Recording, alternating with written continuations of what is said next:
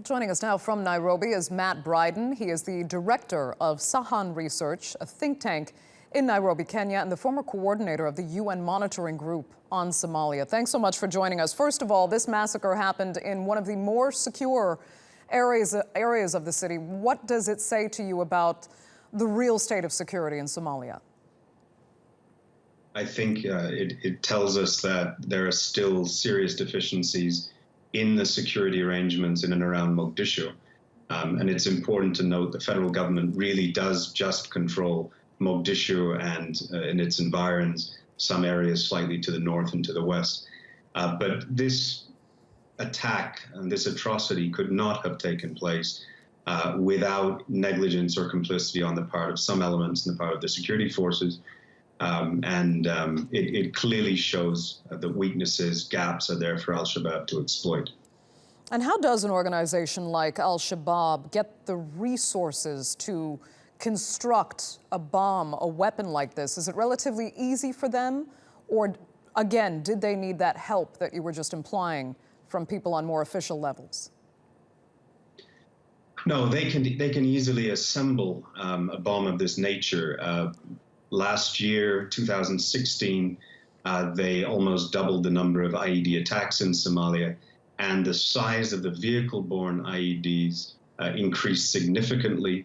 We saw bombs of 800 to 1,000 kilos, mainly of homemade explosives based on fertilizer and other commercially available ingredients, sometimes mixed with military-grade explosives from the battlefield. But the fertilizer and the other ingredients needed to build a bomb are widely available. The question here is, how were these components brought into the city and assembled for such a large device without being detected? And I think that's where we see potential lapses in the security arrangements.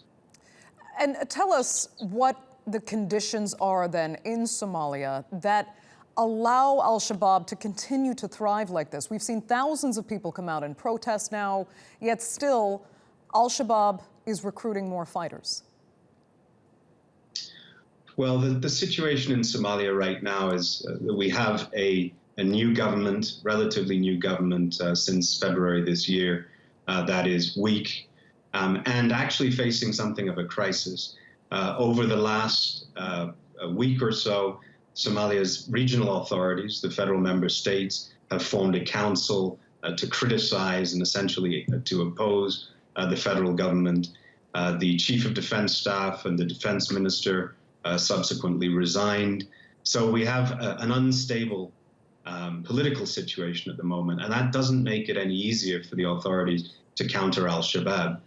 Al-Shabaab is active countrywide. And unless the federal government and the regions or the federal member states come together and form an alliance against al-Shabaab, then there will always be scope for al-Shabaab to plan, prepare, and carry out these kinds of attacks. Okay. Matt Bryden, we'll leave it there for now. Thank you so much for that from Nairobi.